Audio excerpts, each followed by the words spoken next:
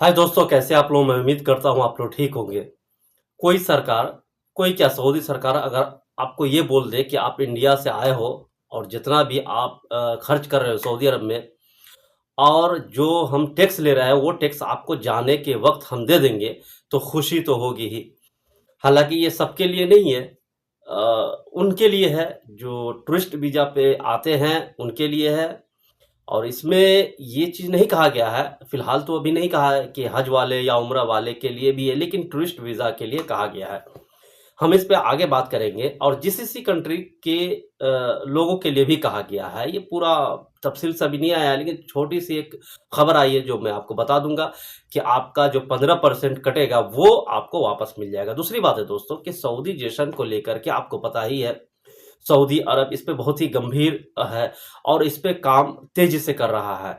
और अब जा कर के जो टूरिस्ट का क्षेत्र है, जो लोग आते हैं घूमने-फिरने इस क्षेत्र में और होटल के क्षेत्र क्षेत्र में जो रेसिडेंसी होटल है, इस तरह के जितने होटल हैं इनमें सबको सऊदी के नागरिक को रखने का जो ऐलान किया है वो यानी 3 चरण में कहा गया है। तो 3 चरण में पहला चरण 2026 में चालू होगा 22 अप्रैल को। दूसरा चरण 3 जनवरी को चालू होगा 2027 को। तो इस तरह है, इस पे क्या खबर आया है मैं आपको बता दूं। सऊदी जश्न के बारे में आगे हम बात करेंगे और भी। उससे पहले मैं आपको टैक्स के बारे में बता दूं कि आपका पैसा आपको रिटर्न किया जाएगा। कैसे रिटर्न करेगा आपको मैं आगे बताता हूं। सऊदी अरब ज़कात और कस्टम विभाग ने हाल ही में एक नया नियम लागू किया है जो 18 अप्रैल 2025 से प्रभाव में आ चुका है। अब तक सऊदी अरबिया में शॉपिंग करने वाले विदेशी नागरिकों को हर खरीदारी पर 15% वेट टैक्स चुकाना पड़ता था या पड़ता है। जो भी बात है, अभी भी 15% देना ही पड़ रहा है।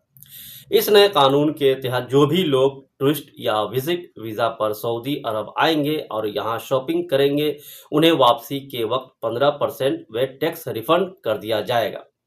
जीसीसी कंट्री से आने वाले, जीसीसी यानी बहरीन, कुवैत, कतर, ओमान, ये सारे जीसीसी है। जीसीसी कंट्री से आने वाले यात्रियों को भी अगर वो सऊदी अरब में शॉपिंग करते हैं तो वेट टैक्स रिफंड मिल सकता है। हालांकि प्रक्रिया की पूरी जानकारी अभी नहीं आई है, लेकिन इतना तय है कि रिफंड के लिए एयरपोर्ट पर बिल दिखाना जरूरी होगा। इसलिए कोई भी सामान खरीदते वक्त पक्की इलेक्ट्रॉनिक बिल जरूर ले ले, जिस पर दुकान की मोहर लगी हो या दुकान का जो नाम होता है, जो बिल होता है वो पक्का होना चाहिए, तभी आपको रिफंड मिल सकता है। इस पे पूरी खबर अभी आई नहीं है कि किस तरह मिलेगा। अभी ये भी साफ नहीं है कि किन सामानों पर रिफंड मिलेगा, जैसे कि gold, mobile, laptop, electronic item, यदि पर रिफंड मिलेगा या नहीं, इसके लिए आगे और जानकारी दी जाएगी। अभी बाकी है, पूरी जानकारी आई नहीं है, लेकिन हाँ ये है कि रिफंड देने का जो प्रावधान है, ये पहला देश ऐसा होगा दुनिया में जो सामान खरीदारी करने पर जो पैसा टैक्स लिया है वो वापस कर देगा।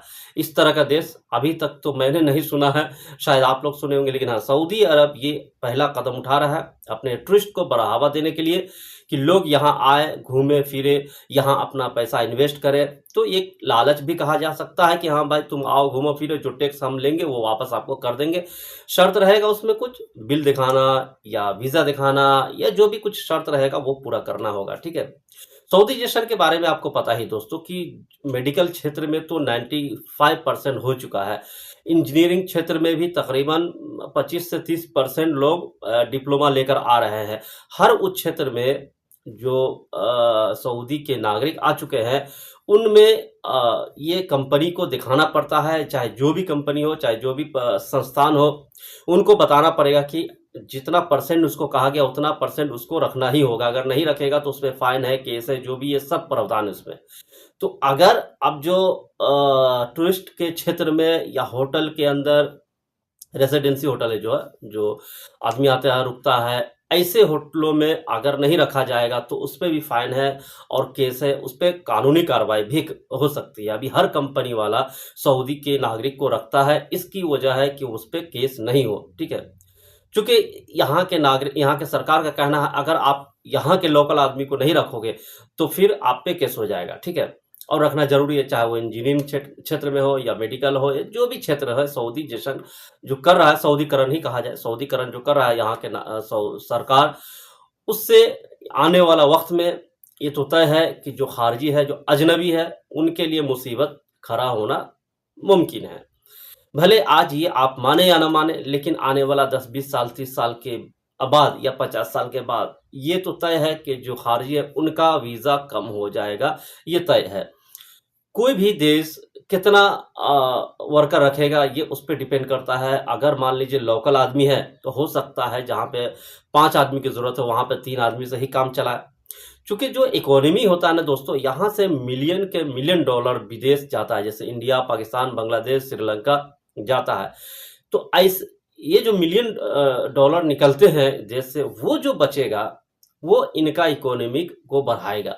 और ज़ाहिर-सी बात है, जब इकोनॉमी बढ़ेगा, जीडीपी बढ़ेगा, तो जीडीपी बढ़ने के बाद नौकरी भी खुलेगा। तो ऐसे में देश आगे बढ़ता है, फिर वो देश किसी पे निर्भर नहीं रहता है। जैसे अमेरिका है, तकरीबन उनके पास 32 ट्रिलियन कहा जा रहा है कि बजट है, तो 32 ट्रिलियन, चीन के पास 18 ट्रिलियन है। तो इस तरह से जो देश होते हैं मजबूत होते हैं। हर देश चाहता है कि हम मजबूत रहे, लोगों के सामने हम जो जितने देश हैं छोटे-छोटे, वो हमारा पैरवी करें। ये हर देश चाहता है, ठीक है? चाहे अमेरिका हो, चाहे चीन हो, चाहे रशिया हो, ठीक है? तो सऊदी का अपना सोच है कि सऊदीकरण करने से हमारा फ़ायदा होगा, ठीक है? और जितने क्षेत्र हैं, मुझे लगता है बलदिया को छोड़ के सारे क्षेत्र में सऊदीजेशन कर देगा। बलदिया में जो ऊपर के पोस्ट है, उस पे तो तकरीबन ऑलमोस्ट भरा ही हुआ है। बलदिया तो बहुत सारे कंपनी को हायर कर लेता है कि भाई, जैसे अलिया मामा कंपनी है, जैसे सिदरा कंपनी है, और भी बहुत सारे कंपनी है जिनको हायर कर लेता है क्लीन करने के लिए रोड, तो और जो भी उनका काम है वो सारे क्लीन करने के लिए वो हायर कर लेता है, उसका टेंशन नहीं है। लेकिन बलदिया के अंदर, म्युनिसिपैलिटी के अंदर सारे के सारे सऊदी है। पहले उसमें इंडियन बहुत सारे होते थे, बैंक में इंडियन होते थे, टूरिस्ट के जगह जो होटल होटल है वहाँ इंडियन होते थे। हाँ, गाइड के लिए सऊदी होता था पहले भी। गाइड, जैसे कोई टूरिस्ट आया उसको गाइड करना, तो सऊदी ही होता था पहले भी। कुछ ही होते थे, सारे नहीं। मसरी होते थे और यमनी होते थे, ठीक है? ये लोग होते थे ज़्यादातर। तो मसरी या यमनी या इंडियन, ये सबके लिए मुसीबत है, ठीक है? आने वाला वक्त देखते हैं क्या होता है, चूँकि अभी तो सऊदीजेशन चालू हुआ है। आने वाला वक्त में कितना बढ़ता है ये देखते हैं, ठीक है? तो ये कुछ अपडेट थी दोस्तों, मुझे लगता है आप लोगों को पता चल गया होगा। मिलते हैं नेक्स्ट वीडियो में। Thank you.